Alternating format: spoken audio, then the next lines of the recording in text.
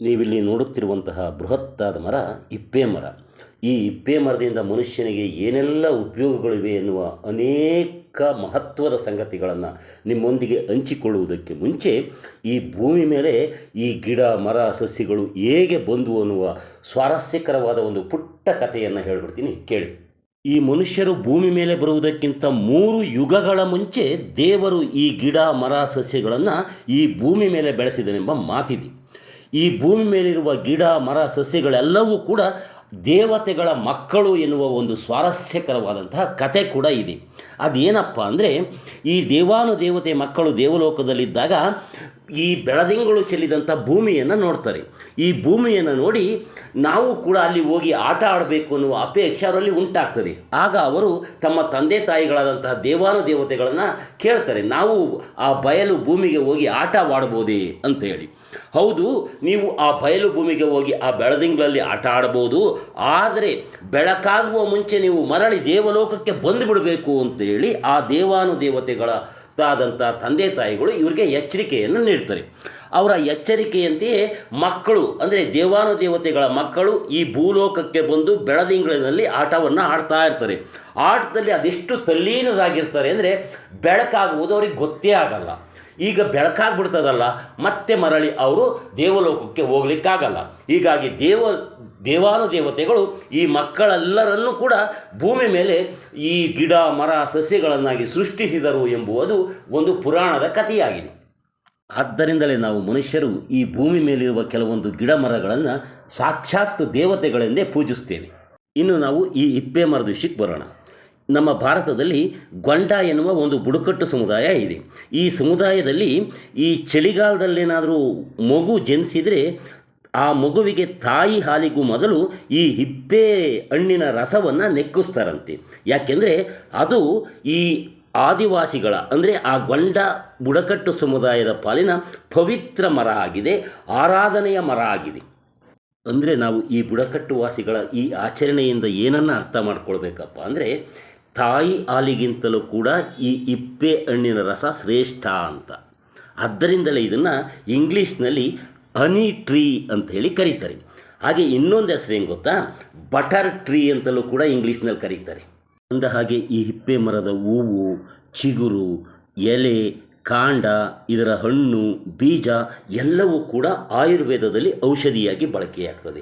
ಅಷ್ಟೇ ಅಲ್ಲ, ಆಯುರ್ವೇದ ಔಷಧಿಯಲ್ಲಿ ಲೇಹ, ಗುಳಿಗೆ ಕೊಡ್ತಾರಲ್ಲ, ಈ ಲೇಹ ಮತ್ತು ಗುಳಿಗೆಗೆ ಮೊದಲು ಇದರ ರಸವನ್ನು, ಅಂದರೆ ಇದರ ಹಣ್ಣಿನ ರಸವನ್ನು ಲೇಪನ ಮಾಡಿರ್ತಾರೆ.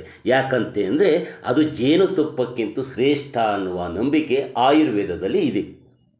ಸಾಮಾನ್ಯವಾಗಿ ನೀವೆಲ್ಲರೂ ಕೂಡ ಹಿಂಡಿಪ್ಪೆಕಾಯಿ ಮಾಡಿಬಿಡ್ತೇನೆ ಎಂಬ ಒಂದು ಬೈಗುಳದ ಆಡು ಮಾತನ್ನು ಕೇಳಿರ್ತೀರಿ. ಆದರೆ ಬಹಳಷ್ಟು ಜನ, ಅದರಲ್ಲೂ ಕೂಡ ಈಗಿನ ಪೀಳಿಗೆಯ ಜನ, ಈ ಇಪ್ಪೆಕಾಯನ್ನೇ ನೋಡಿರೋದಿಲ್ಲ, ಇಪ್ಪೆ ಮರವನ್ನು ಕೂಡ ನೋಡಿರೋದಿಲ್ಲ. ಆದರೆ ಹಿಂದೆ ಆಗಿರಲಿಲ್ಲ. ಎಲ್ಲ ಕಡೆ ಇಪ್ಪೆ ಮರಗಳು ಇರ್ತಿದ್ವು. ರಸ್ತೆ ಬದಿಗಳಲ್ಲಿ ಇಪ್ಪೆ ಮರಗಳನ್ನೇ ಬೆಳೆಸಿರ್ತಾಯಿದ್ರು. ಹಾಗೆ ಹಳ್ಳಿಗಳಲ್ಲಿ ಗುಂಡು ತೋಪು ಅಂತ ಇರ್ತಿದ್ವು. ಆ ಗುಂಡು ತೋಪಿನ ತುಂಬ ಸಾಮೂಹಿಕವಾಗಿ ಇಪ್ಪೆ ಮರಗಳು ಇರ್ತಾಯಿದ್ವು.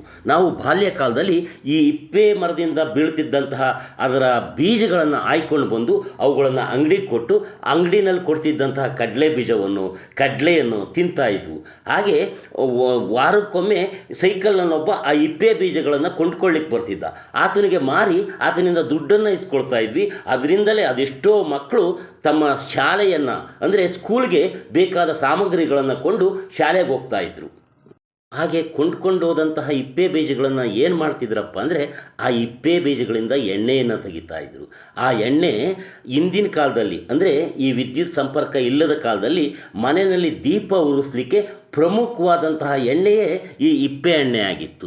ಈ ಇಪ್ಪೆ ಎಣ್ಣೆಯಲ್ಲಿ ದೀಪ ಮನೆಯಲ್ಲಿ ಉರಿದ್ರೆ ನೆಗೆಟಿವ್ ಎನರ್ಜಿ ಇರೋದಿಲ್ಲ ಅನ್ನುವ ಮಾತು ಕೂಡ ಇದೆ. ಆದರೆ ಈ ನೆಗೆಟಿವ್ ಎನರ್ಜಿ ಇರುತ್ತೋ ಇಲ್ವೋ ಅನ್ನೋದನ್ನು ಅನೇಕರು ನಂಬೋದಿಲ್ಲ.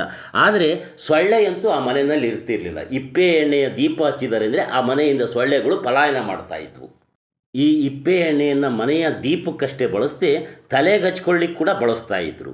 ಅದರಿಂದ ಹಿರಿಯರು ಒಂದು ಮಾತನ್ನು ಹೇಳ್ತಾ ಇದ್ದರು. ಆ ಮಾತು ಈ ಇಪ್ಪೆ ಎಣ್ಣೆಯ ಶಕ್ತಿ ಎಷ್ಟರ ಮಟ್ಟಿಗಿದೆ ಅನ್ನೋದನ್ನು ತೋರಿಸ್ತದೆ. ಆ ಮಾತೇನಪ್ಪ ಅಂದರೆ, ನಿತ್ಯ ನಮ್ಮ ತಲೆಗೆ ಈ ಇಪ್ಪೆ ಎಣ್ಣೆಯನ್ನು ಹಚ್ಚಿದರೆ ಹಗಲಿನಲ್ಲೂ ಕೂಡ ತಾರೆಗಳನ್ನು, ಅಂದರೆ ಆಕಾಶದಲ್ಲಿರುವ ನಕ್ಷತ್ರಗಳನ್ನು ಹಗಲಿನಲ್ಲೂ ಎಣಿಸ್ಬೋದು ಅಂತ ಹೇಳ್ತಾ ಇದ್ದರು.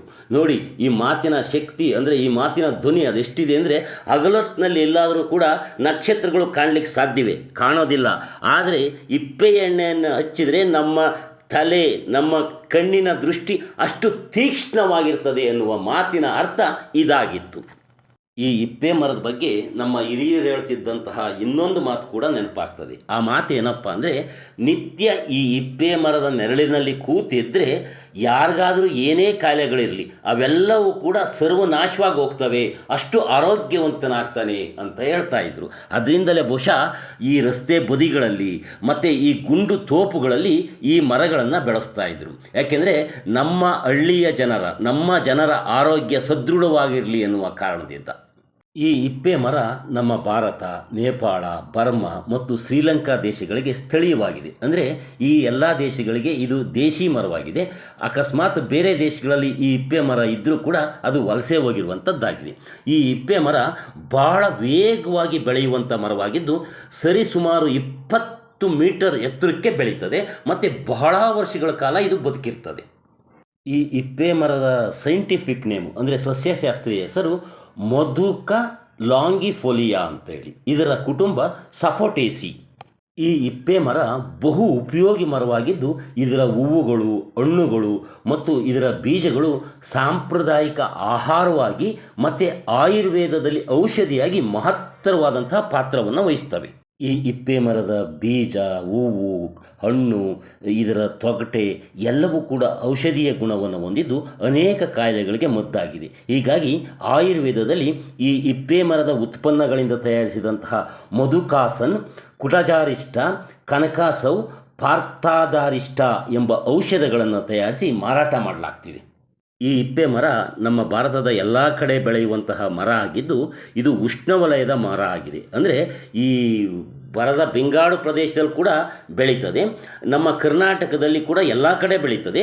ಆದರೆ ಹೆಚ್ಚಾಗಿ ಇದರ ಉಪಯೋಗ ಮಾಡ್ಕೊಂಡಿರೋರು ಅಂದರೆ ಕರಾವಳಿ ಜನ ಅಂತ ಹೇಳ್ಬೋದು. ಅಲ್ಲಿ ಇದನ್ನು ನಾನೀನ್ ಅಂತೇಳಿ ಕರೀತಾರೆ ಈ ಇಪ್ಪೆ ಮರವನ್ನು.